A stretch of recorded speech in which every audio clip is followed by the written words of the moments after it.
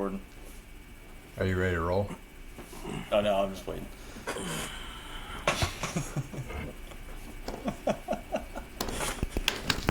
I'm done. I am so done, dude. This is great. I'm going to try to compose myself so I can get this thing started. Oh, wow. Okay. As you can tell, we look like a bunch of goobers, but welcome to week 9. Cole, I gotta ask, what even are you? I couldn't tell if you were the Hamburglar or a pimp. I'm not sure. Well, people say this is a pimp costume. I gotta correct them all the time. I gotta say I'm actually Kirk Cousins in Atlanta right now. Ooh. Walk in your trap and take over your trap. Kirko change, baby. Big Kirko wakes up dripping like this.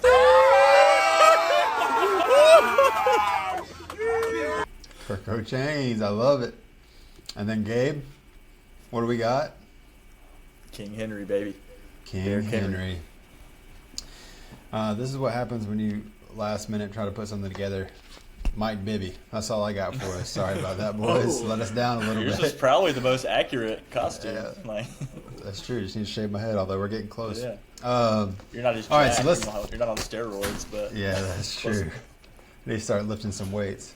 But let's dive in, man. All right, we're week 9, NFL season. As always, we're going to start with our studs and duds. There was I feel like overall, we had some decent studs for week 8. I know I'll start us off after our defensive debacle. Also, Gabe, I'm pretty sure that the Broncos defense last week was higher than 3,000, so it probably was a C or D on that one. But my studs, though, Bo Nix was awesome. He threw three touchdown passes and rushed for 1, 285 yards through the air. And then K-Dot was great with 2 touchdowns and 81 yards receiving. So 2 studs, and then my boy Kareem Hunt did okay. He wasn't great, but what did you guys turn out with this week? well, you got to take the layups when you get them. And I mean, K-Dot was K-Dot. pretty much a for sure thing, so that was a good one for Yeah. all of us. And I had a late addition to the core 4 was Khalif Raymond. He had a punt return touchdown and a receiving touchdown. He had Yep. 15 points, so that was a really good one. Yeah, he Kareem was Hunt, awesome. like you said, kind of mid. Anthony Richardson, I've given up on him just like the Colts. Yeah, just That like was a the tough Colts one. have. And tapping. That was a Yeah. Tap the helmet, I get kind out. of was hoping for. I mean, he had 13 points. He was projected, I think, either 15, or 18. I think it was like 17 points. So he had 13 and projected 17. Not bad, but didn't meet his projection. So Yeah. that's not good. Yeah. Cole, what'd you have? My stud, obviously, we all agreed on K-Dot. We nailed that one, boys. Yeah. Great job. Go back to him again if you want to, but I'm not sure how much the salary's gone up. I had Joe Mixon and Devon Achane in a few lineups. Both of those guys turned out to be really good. Mm-hmm. As for duds, Tyler Lockett let me down big time. Yeah. Tyreek had a very average game. Yep. And then Breece Hall decided he wanted to be Yeah, he decided he no-name wanted to Jimmy crap the this bed. week. Yeah. How about that? That- The one time that I picked one- him, I never picked that guy until this week. Yeah, It that one happens. really, really hurt. That was definitely a kiss of death on your part, Cole. But that was tough. That one killed a couple of my lineups. This He's week. not catching Yeah. passes anymore. It's weird. He usually used to be like his safety blanket. He'd just catch 7 passes. Now he ain't catching nothing. Yeah. Well, one of my lineups Yeah. scored 142 this week, and if Breece Hall would have had any production that he had in the last 2 weeks, I would have won more than $10. So Yeah. Also, speaking Here's of what it is. production, boys. He's got 2 week, kids now. 2-time champ, baby. the I mean, two-time, two-time. 2-time champ. Oh man! Somehow I pulled out a dub on that one. I'm not really sure how. Britain I'm doesn't pretty know about sure. the 2-time. Don't Britain He doesn't doesn't know about the two-time. two-time. Yeah, It's that better went he over my doesn't. head. Went over my head. But Look it up after. Alright. So let's keep moving here. Value picks for week 9. We'll start with the quarterback side of things. Cole, why don't you start us off quarterback wise? What do you have? What do you see value wise out there? All right, this week I'm rolling with Geno Smith. So far, he's had one game under 12 points. His salary's $5,800. Let me make sure I'm reading that right, because my glasses Yeah, are those associated. shades are Yes. those shades Yep. are in the way, Yep. brother. Yeah. And then on the opposite side of the field, I'm going Matt Stafford for my second one. He's only 5,700. If Puka Nakua plays, it's a great play. If he doesn't, I think he'll still get by with Cooper Kupp.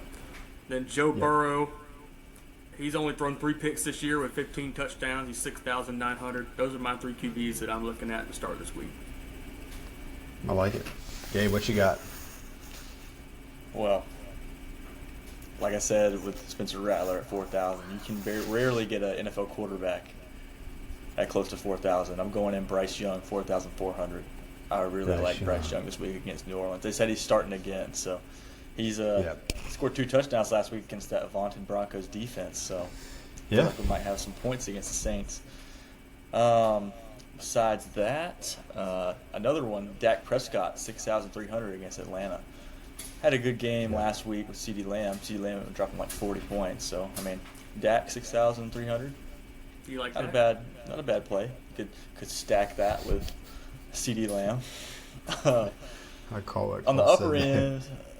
on the upper end, Jalen Hurts and Jaden Daniels, both above 7,500. Really good matchups if you can find some good receiver plays and tight end plays. Maybe go up in there. But that's kind of your 2 higher end targets if you want to go for the high ceiling with those guys. Yeah. No, I love it. Cole, you stole my Matthew Stafford thunder. He is right now middle of the pack salary-wise for quarterbacks, but he's got all his receivers back. Hopefully, although news broke today that Puka might. I think what happened? Did he make it through the practice? I think it's the same knee, and he had to leave practice. He had to leave practice. So, yeah, there's a chance that he might not be available Sunday. So, yeah. I'm still kind of with you, though, Cole. I think if Cooper Kupp plays, he's still got a go-to receiver. So, at 5,700, I don't think it's a bad play against an okay Seattle defense. Kind of my next guy I had targeted, Gabe, you kind of alluded to, it's hard to find guys at 4,000 at quarterback. Gardner Minshew, 4,500 against Cincinnati, who's allowed 12 passing touchdowns this year. The coin toss here, though, is there's a chance that he gets pulled after a quarter. So, yeah, you really have to because he's playing bad? I mean, he's been pulled once before, so it wouldn't shock me. But at 4,500, it might be worth a gamble, roll the dice, and see what happens. Yeah. I like that a lot. I didn't even see that one, so I like that one. Yeah, 4,500 against the Ravens defense has split up some points. So, and then the last one I had is probably one of the hottest quarterbacks playing right now is Bo Nix at 5,900. He's playing against the Ravens defense. But listen to this. Ravens defense is allowing 291 yards passing and 17 touchdowns through the air this year. Now, granted, a lot of that is they get up big, teams are trying to throw behind, but at 5,900, I don't think that's a bad play. He had a great October, so I could definitely see him putting up some points. It's sneaky against the Ravens there. This is kind of my third option for value, quarterback-wise. But kind of moving on to receivers. Gabe, we'll start with you here at receiver. Is there anything specific that you have highlighted? I know we've texted a little bit this week, and I think we have one of the same ones, but go ahead and let it rip.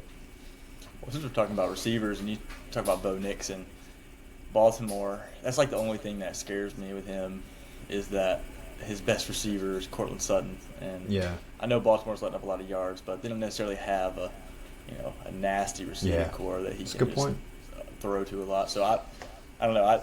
Baltimore gets a good pass rush, but their secondary is kind of in shambles. I think Marlon Humphrey's been hurt, so yeah, he has been. Not a bad play.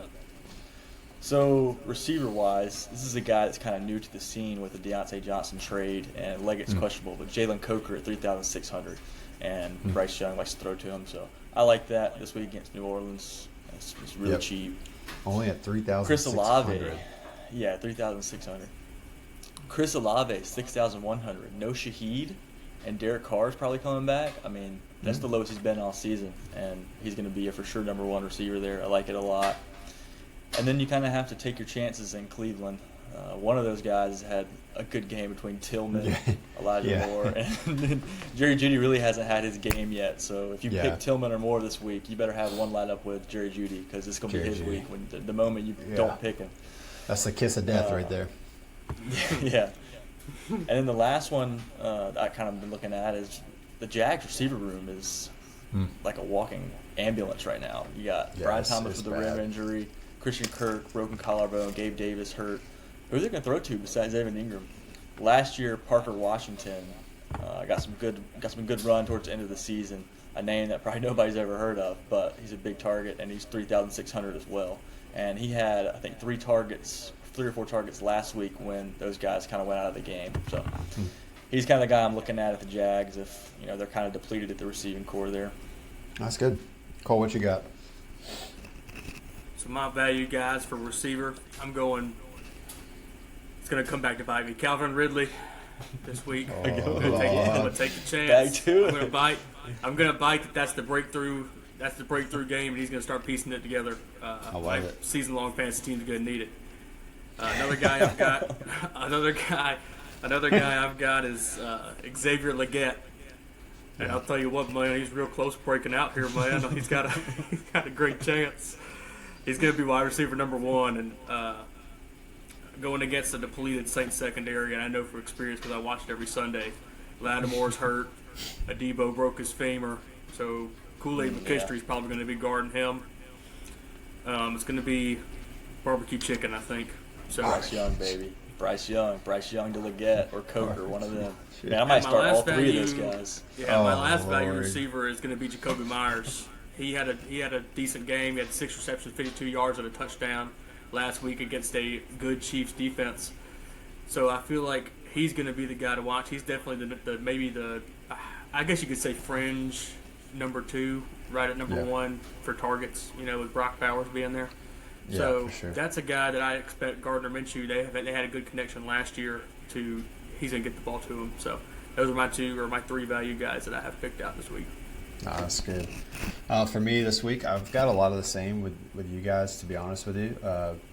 Gabe, you've already mentioned him once, but I like Jalen Coker. Seems like Bryce Young likes him a lot too at 3,600, coming off 70 yards and a touchdown.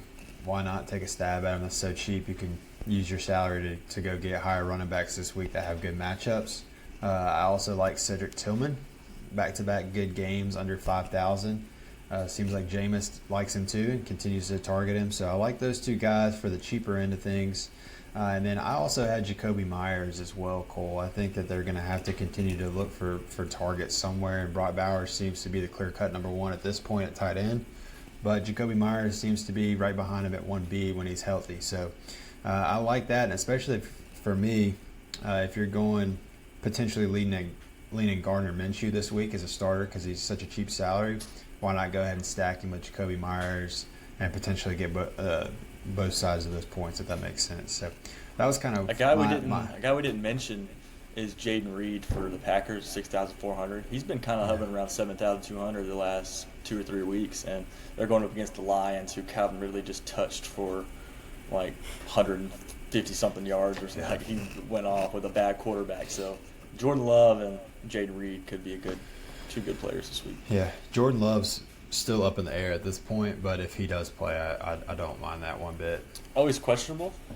Yeah, he's still questionable with a groin injury. He went out last week in the game, so he's still. I think he's been a limited participant in practice so far this week. So we'll see if that. He says he thinks he's got a realistic chance to play. Is what I was reading this morning. So if he does play, I'm with you. I like Jaden Reed at 6,000. What did you say, 400? 6,400. Yeah. Yeah, he's that's one of the cheapest he's been in a while. So I'm kind of with you. So like that a lot. Running back wise, let's move on to running backs here. There is a lot of good matchups on the running back slate this week in the afternoon games. I've got a couple just right off the jump. I think Bijan Robinson is getting slept on hard right now. He's performing as a top 5 running back, but they've got him outside the top 5 in price this week. He's at 7,400 against a Dallas defense that is getting obliterated on the ground. Yeah. Listen to this. This is true. 154 yards allowed by the Dallas defense, 12 rushing touchdowns this season. Give me Bijan Robinson at 7,400. That is an absolute steal. performing as a top 5 running back. Although, now that I've said that, that was a for sure kiss of death, no doubt. Second here, I've got DeAndre Swift sitting at 6,400 against the Cardinals defense. Like I said, I think there's a lot of good matchups out there this week. Cardinals defense is also in shambles on the rushing attack. They've allowed 140 yards a game on the ground and 10 rushing touchdowns this year. And DeAndre Swift, if you looked at his last 4 performances, he's got 29.5, 20, 21.9, and 21.9. So 4 straight performances of 20 and above. And they've got him listed at 6,400. Absolutely sign me up for that. And then, I know I'm hogging the spotlight here for a second, but the running back matchups are awesome this week. You also have Kamara against a god-awful Carolina defense that cannot stop the run. And then you also have Saquon Barkley against the Jacksonville Jaguars, and they can do nothing against the run. So you've got 4 really, really tempting matchups. It just depends on where you want to go price-wise, because this week there's really not a ton of injuries at the running back position outside of maybe Tyrone Tracy with a concussion. Maybe Singletary gets all the carries. But nothing that I've read that's super significant, if that makes sense. So this week may be a, hey, where can I find value based off of matchup, in my opinion. But I'm done. I'm shut up. I saw these matchups and I got excited. I ain't going to lie to you boys. Gabe, you go ahead, brother. What you got running back wise? Well, if you're ready to be blown away, pause. Tony Pollard hasn't practiced a day this week, and also Tajay Spears hasn't practiced this week either. So you're looking at potentially Julius Chestnut. Chestnut, that's who it is. He scarfed one of the touchdowns when we picked him, Cole. Yes, he did. Game was like, Chestnut will never get in the end zone. I said, Chestnut's not going to score. Don't worry. He's fine. He's not going to score. Sure enough. He scored a touchdown. Yeah. So, yeah, there's that injury backfield to monitor. And I'll tell you about the guy that I'm probably most excited about, and that's Kenneth Walker III, KW3, 7,300 against the Rams. Rams defensive, especially against the run, is putrid. Yeah. And he's getting a lot of looks in the passing game, too, with the new OC. Real pass-heavy scheme there in Seattle, which is different than it has been in the past. I had Swift written down, Britton, and I was going to talk about this, too. Like, I don't know why I can't he's so trust. Low. I don't know why I can't trust him. Is it I don't know if it's just the Bears. I don't know if it's the Bears, if it's Caleb Williams, they can't move the ball. I just like something about the Bears running back. If I ever pick a Bears player, I feel like an absolute idiot every time I do it. No, I get it for sure. I get it. And that's why it's you got to pick and choose based off matchups and kind of what you see. But I just think if you look at the trajectory on which Swift has gone, 4 straight weeks he's of up. 20 plus. He's ascending. Yeah, he's ascending. He's definitely taking a lot of carries there. I agree with you. He's had 4 straight good weeks, and I'm still just turned off by it because it's the Bears. Especially after I get it. That Hail Mary last week. Yeah, I get it. It makes sense to me. It's tough. We've seen too many bad Bear weeks. Exactly. A lot of the same stuff you said about Alvin Kamara, but I like Devon A-Chain too at 6,700 against the Bills. It's something about him and Tua. When Tua's playing, he gets great. Targeted like crazy. He's just catching passes out of the backfield. Really wasn't like that for the last few weeks. I feel like he's still really low priced because of what he was doing with Tyler Huntley. Yeah. And also one more thing about Kenneth Walker. He had a really light week on the ground last week. I think he had 8 carries. I don't know if it was game script dependent or what. So he should be fresh going into this week too, which I look at with running backs as well. That's a good point. I think, too, you talk about not trusting Swift. I think A-Chan's hard for me to trust just because of his injuries, man. Oh, yeah, I know. They kind of stacked up the last 2 years, so it's hard for me. He's definitely electric. You know what I mean? So he touched the ball one time out of the backfield, and he'd go for 75 in a tub. So it's hard not to take a chance on him. I just get nervous because I've had him on my – What are we doing? We didn't even mention Tyreek Hill or Jalen Waddle in the receiver talk, and they're 7,300 and 5,400 with Tua back after a week of getting used to each other like that.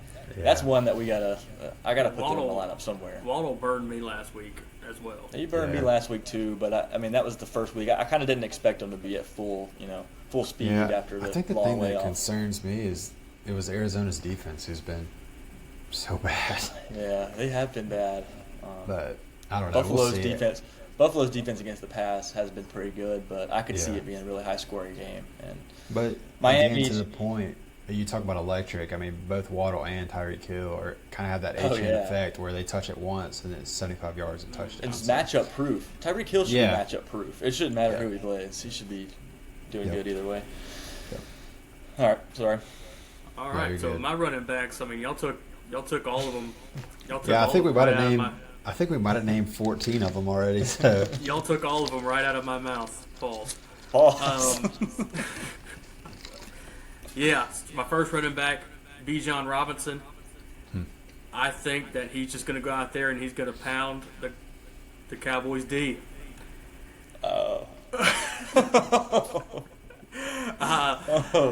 No diddy. Nope. No pause. No diddy. Yeah, nope. No pause. But you got to be careful. Pause. You need to be careful. You need to be careful picking Bijan because Tyler Algier is their power guy, and if you pick Bijan, Tyler Algier could come in and take some touches and take some touchdowns away from him. Just know you're assuming that risk. Yes, you are. I got my second guy is DeAndre Swift. He's had, like y'all said, 4 great weeks, all above 20 points. So he's going to get touches at the goal line. And then my third guy was Devon A-Chain. Like y'all were saying, he's a whole different guy. He's a whole new different guy with Tua Tagovailoa, where he's catching passes out the backfield and he's able to it's able to just expand the defense from getting out of the box to where they have to pay attention to Tyreek and Jalen Waddle. And it expands it for A-Chain to be able to get in between those tackles and get in between linebackers and things like that to make those catches. Once again, no diddy. Other than that, another guy I forgot to mention for wide receivers is A.J. Brown. I know he's expensive, but he's going up against Jacksonville, who runs the second most man coverage in the league. And A.J. Brown torches man coverage. So if you want to do that, you could go A.J. Brown or you can go Devontae Smith.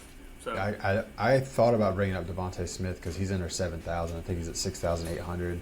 And the Jacksonville Jaguars passing defense has been really, really bad this year. Like, really bad. Yeah, in fact, it's been terrible. They're allowing, because I printed out my sheet, they're allowing 271 yards passing a game, and they've let up 17 passing touchdowns. So, yeah, they're tied for most passing touchdowns allowed this season. With Baltimore. Yeah, with Baltimore and with the Panthers. Yeah. With that being said, Jalen Hurts is going to rush for 3 more this week. Yeah. And that's the one thing. I think Saquon's got a great matchup, but it's always the chance that Jalen Hurts does. He almost has to break a 20-yard run to score a touchdown. I know. Freaking hog him. It's tough. All right, let's move on though, because I think we're getting excited about this week because there's a lot of good matchups because a lot of terrible defenses on the afternoon slate. But value at tight ends. Cole, why don't you start us off here? What do you have tight end wise value for this week? I picked 2 guys this week. Okay. I went Sam Laporta at 4,800, and then I went Mark Andrews. I feel like you can't go wrong with Mark Andrews again. I know you guys don't like him. I think he's come around. I think he's broke out.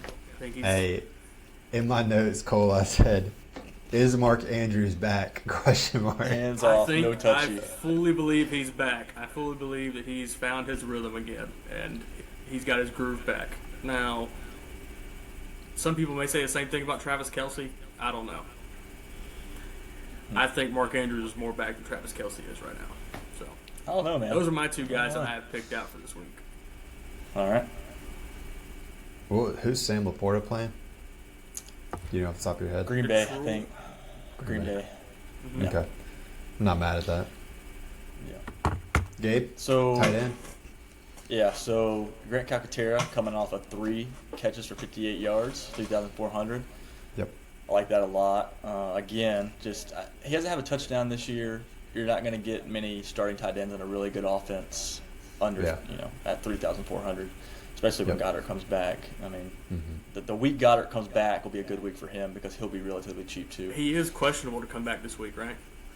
He is, but he has not practiced. Yeah, he has not practiced. He's got a hammy injury. Apparently, he hurt his hammy in his Halloween costume, which is fitting for this podcast. He dressed up as Alan from The Hangover, and the baby that they carry in the front straddle. He made that his girlfriend. So he's basically deadlifting his girlfriend every time he gets in that costume. And he posted a video on Twitter, and now people are like, "That's how he hurt his hamstring is from the deadlifting." That's crazy. We gotta find that picture. Post that. I'll find it right now. Yeah, find it right now. I can find that. It's easy. That'll be easy. So, like you said, Cole, I think Laporta at 4,800. This is the last chance you'll get him below 5,000, especially with Jameson out. You're not gonna get him at that. Or you may get him at a little bit. Holy, you got to be kidding me! This dude's been out for 3 weeks with a freaking hamstring injury, and he's doing this crap. How about that? It's got to be about what? You'd probably say about 115 pounds you're deadlifting every time you put that costume on. I mean, look at those hamstrings. They're under tension right there. Oh, my gosh. Wow. What an idiot. You'd be onto something there. So Calcaterra for sure. He's Calcaterra, playing. Calcaterra, Laporta. And also, my favorite play of the week is my favorite play of the week is Laporta. My second favorite would be Jake Ferguson at 5,100 for Dallas. Especially in a game, they'll probably have to pass a lot against Atlanta. It could be a very high-scoring game with how bad Dallas' defense is. So, not a bad play there. And then you have your ultimate wild card, baby, Taysom Hill. No, you did it. 3,800. Just sniped him. I knew I was going to snipe him. I had him picked, but I'm not going through it. This is what I got for this week. I've got Calcaterra with you, Gabe, especially if Goddard doesn't play. I think he's coming off a pretty decent week. Like you said, 3 catches over 50 yards. Second one, this is kind of if you want to go extra value here, David Njoku has not practiced all week long, which leaves Jordan Akins at 2,600. Love it. 2,600. If Njoku doesn't play, that's got to be you got to roll the dice there. That's on core 4 territory there. Yeah, you got to roll the dice there. Also, I just got an update. T. Higgins does not practice on Thursday. Well, Devontae Adams just went in the tent for all you Thursday to Monday night warriors out there like me. Yeah, that's not good. Great. That's why I don't pick Devontae Adams. You should have traded him. Can't. Love him. He's my boy. I've had him on my team for 4 years. Sorry, distracted you, Britton. Who's next? Who's your next one? So I had Calcaterra, Njoku, and then I also have, going back to the well here, Zach Ertz at 4,300. Last 3 games, he's had double-digit points, and then last week he had 11 targets, 7 catches for 77 yards. So I think Zach Ertz at 4,300, he's still a good play if you're trying to find a little bit more production from the tight end space. So that's kind of my last one I have value-wise for tight end. But let's kind of move into optimal lineups for this week. Core 4, Brett. Let's go first, core 4. You want to go core 4? Okay. Core 4 first. Well, let's run core 4 then. Cole, are you ready to start us off with core 4, or do you want Gabe to go first? Gabe, go first. Name those 1,000 salary players that are going to get guaranteed A grades if they get 5 points. Go ahead. You're going to like one of my players this week. All right. I got Jalen Coker, 3,600. Oh, yeah. My core 4. Bryce Young with the stack. 3,400.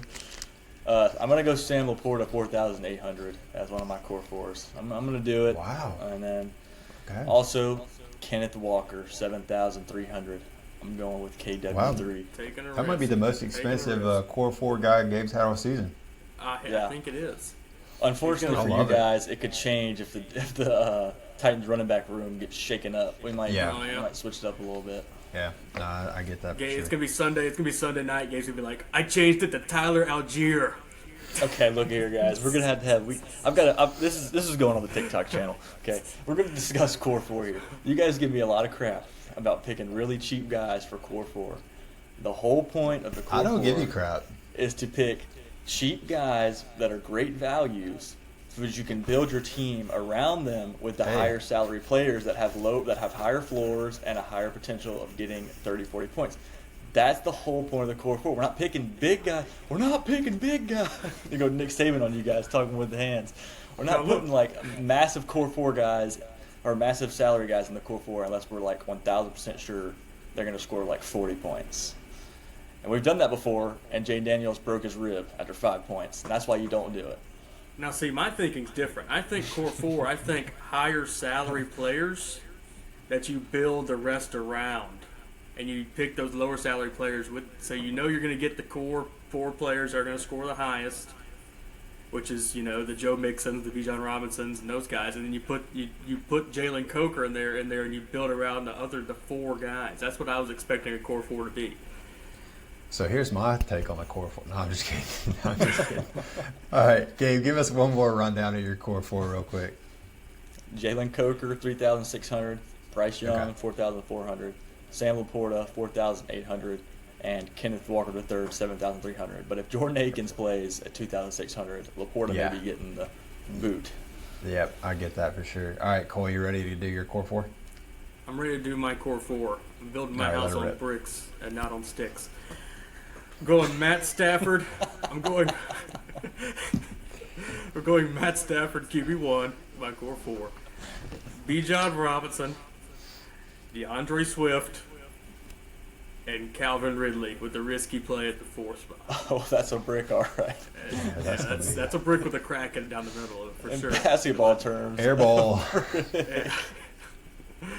Nah, You just never know, kidding. man. He might break out. Okay. Well, Britton, what do you got? So my core four for this week, I kind of look at it, in all honesty, I kind of look at it where I go try to get 2 value plays and then 2 ones that I'm pretty confident in. My value plays for this week on my core four are Gardner Minshew at 4,500 and Jalen Coker at 3,600. Although I will say this, if Njoku is out, I will do Akins in my core four. Yeah. But right now, Njoku's not listed as out, so I'm going to continue. I've got Bijan Robinson against Dallas at 7,400 in my core four. And then you got to go Alvin Kamara against the Carolina Panthers defense, especially if Derek Carr makes an appearance, because at least there's a threat down the field with Olave and Carr. So Alvin Kamara, high salary for sure, but Carolina's defense has been so bad against the run. So that's my core four. Right now it's Gardner Minshew at 4,500, Bijan Robinson 7,400, Alvin Kamara at 7,800, and Jalen Coker at 3,600. Akins is a potential depending on Njoku. So kind of moving on from core four optimal lineups here. A reminder this week, we're going to try to save some time, but check out the TikTok channel for our AI or our version of optimal lineups through Gabe's model. So just kind of be paying attention to that. It'll come out on our TikTok channel. Gabe, do you have a kind of an idea when that'll fall? Yeah, so I try to post it as close to Sunday as possible when the news Okay. is most, I guess, Accurate. not relevant, but accurate, I guess, up to date Yeah. would be a better word. Okay. And that's how you really get those good value plays into that AI optimal lineup. Just Perfect. posting it now with all the questionable guys, they could have a bunch of players that may not even play on Yeah. Sunday. So Yeah, it's so just not really worth posting it right now unless it's like a for sure thing. If we know there's some players ruled out early, then it's worth it. But we're going to post that probably on Saturday night. Absolutely. This So is a that'll be smart on guy. He does his math and everything. He knows what he's talking about. He's a smart guy. He's got the model figured out. smart guy. Yeah, the model's pretty awesome right now. I ain't gonna lie to you. I've gotten quite a few good plays out of the model. Gabe's model, by the way. Gabe, take credit. That's awesome. Again, that's going to be on our TikTok channel. Which, if you're subscribed to our YouTube channel, the link to the TikToks in the profile. So just click on that, and you can get to our channel. But we're going to give our optimal lineups for this week. Anybody feeling frisky want to start us? Start us, Gabriel. Like, all right, I'll start us. Well, obviously, I got BY in there, Bryce Young, and then Devon Achane, Kenneth Walker III. I got AJ Brown, and I got Jalen Coker 3,600, Cooper Kupp 7,700, and then Sam Laporta 4,800, And I've got Tajay Spears in there at 4,700. I'm kind of expecting Pollard not to play with how freaking crap the Titans have been. I don't really see why they'd roll him out there if he wasn't 100%. And Spears is just, I mean, he wasn't a super high pick, and he's been nursing that hammy for a few weeks now. So I feel like he's probably closer to go than Pollard is at this point. And then I got the Broncos defense, 2,700, written in honor of you, playing against Baltimore. Terrible matchup on paper, but hey, but Gabe, this is, and I completely forgot to bring this up earlier. Lamar Jackson hasn't practiced all week. Oh, really? I completely forgot because my lineup could completely change if he doesn't play. The backup quarterback is Josh Johnson, who is 1-8 as a career starter. So if Lamar doesn't play, that Broncos defense, again, juicy. Take it at 2,700. So Broncos D is juicy once again. Back-to-back weeks of juicy D for the Broncos. It's back, baby. But I forgot to mention that earlier because obviously Josh Johnson, he's listed at 5,000, which makes me think he might play. 5,000 salary for a guy that hasn't touched the field basically this year. There's got to be a threat that he's a potential play, and if he's a potential play, give me whoever is going against him for sure. Flo's reading the books like it's a sports book, like it's in Vegas. Dude, reading the books, I've been all over it this week. I ain't gonna lie to you, baby. I'm trying to get better. I'm trying to improve my craft. Well, Cole, not as bad as me, so stay positive. Cole, give me your starting lineup for Week 9 here. All right, guys, get ready to tail this and pick the opposite of everybody that I choose. So I'm going with Matt Stafford. So write it down as you need to pick Geno Smith. Yep. Then B.J. Robinson, 7,400. B. John Robinson, not B.J. DeAndre Swift. Oh my gosh! Look behind you. Look at that. Look at this catch. Look at this catch. Oh no, catch! Did he call it? Manning? Oh, it's just Garrett Wilson. Garrett Wilson caught another touchdown. I don't think they count it, but look at this. Holy cow! He's thinking about throwing the challenge flag. Look at this right here. One hand. Oh no way! He's got one. He's got one. He's only. Got he did the double tap. No, he did the double tap with the two. That's probably going to be the first time in NFL history you've had two receivers double tap with 1 foot. Yeah. What are the chances of that? Crazy. Anyways, right, Cole, I just saw it. Start over. That's my fault, dude. I saw it out of the corner of my eye, and I was like, "Holy crap!" Well, we could have had a pretty historic play right there if he would have completed that. Also, Gabe, you may have to. Maybe a shin hit. Gabe, you may have to put some blurred out graphics on Cole because when he turned and looked at the TV, he almost had a little nip slip going. Oh, dude, I have no shame. I'll show nips. A little Janet Jackson in the Super Bowl action. Hey, man. I'll show nip. That's what it takes to get this baby up to 10,000. You know, I'll be the one. It's taking a turn. All right, this took a bad. This is on me, my fault. All right, Cole, give me your optimal lineup for this week. All right. So Matt Stafford is my quarterback. B. John Robinson's running back 1. DeAndre Swift at 6,400 is running back 2. A.J. Brown is my first receiver, 8,100. I'm going to go Keon Coleman against Miami. The Dolphins can't beat Buffalo. That's a thing. I don't know why it is, but for some reason they have a blocker against Buffalo. They just can't beat them. Olave is going to be wide receiver 3. And then my most risky pick in this lineup is Mike Gesicki. But it might change with Jordan Akins and that possibility of him getting the promotion. Flex is Jacoby Myers, and then I'm picking the Giants' defense against Washington. Washington's defense has not been horrible all year, but they haven't been great either. I expect them to just score positively against rival in Washington. So that's who I'm going with. And they're cheap at 2,300. So Love it. So for me, I've kind of got two options I'm playing with here. I'll go with this one because this is the one based off Lamar Jackson not playing. But I may leave it regardless because here's my options. I could pick a Cardinals defense that's terrible or pick a Broncos defense that's at least okay. They may look bad against Lamar, but we'll see how it goes. But I've got Gardner Minshew at 4,500. I've got Alvin Kamara at 7,800. I've got Kyron Williams at 8,000 against Seattle. I've got Jacoby Myers at 5,300. I've got Jalen Coker at 3,600. I've got Puka Nakua at 7,200. Obviously, when I made this list, I was unaware of the potential practice injury. So Puka could get pulled in my lineup, and I don't know exactly how I'll shift things around, but I'm going to, if I possibly can, I'm probably going to try to target Malik Neighbors, and I'll talk about that in just a second. But Grant Calcaterra at 3,000. I can't read my handwriting, but I think it's 3,800. Bijan Robinson at 7,400, and then the Broncos defense at 2,000. They called that a touchdown. Yeah, it was his shin. His shin ended up getting down before the knee. Maybe his shin hit the ground. Yeah. I was about to say maybe his shin hit the ground. I said that earlier. Wow, what a catch, man. Yeah. That's crazy. Impressive. Good. That is crazy. Witness history right here on the print. What a catch. But Gabe, let me give you one more read so you can post this to the TikTok channel.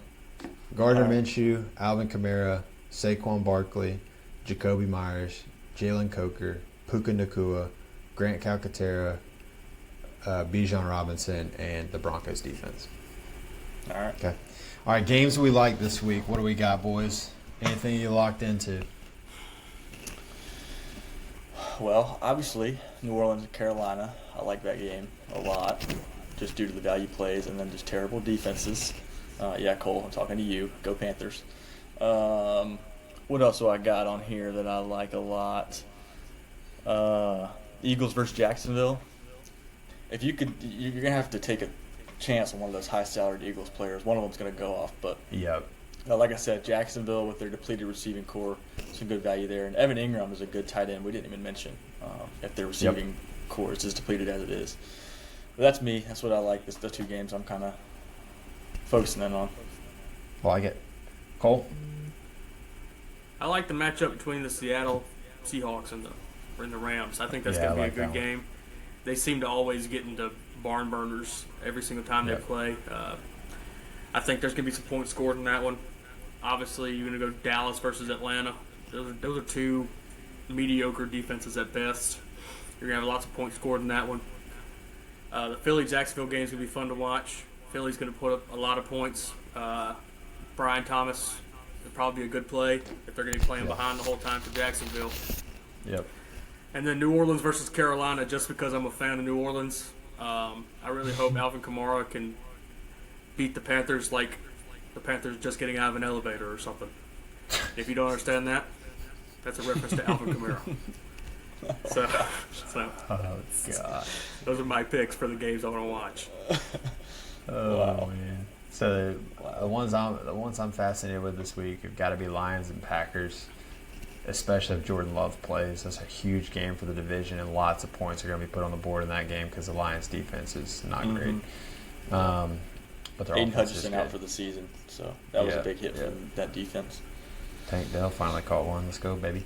The other game that I really like, or I'm not, maybe don't really like, but I'm just curious, has got to be that Cowboys-Falcons game.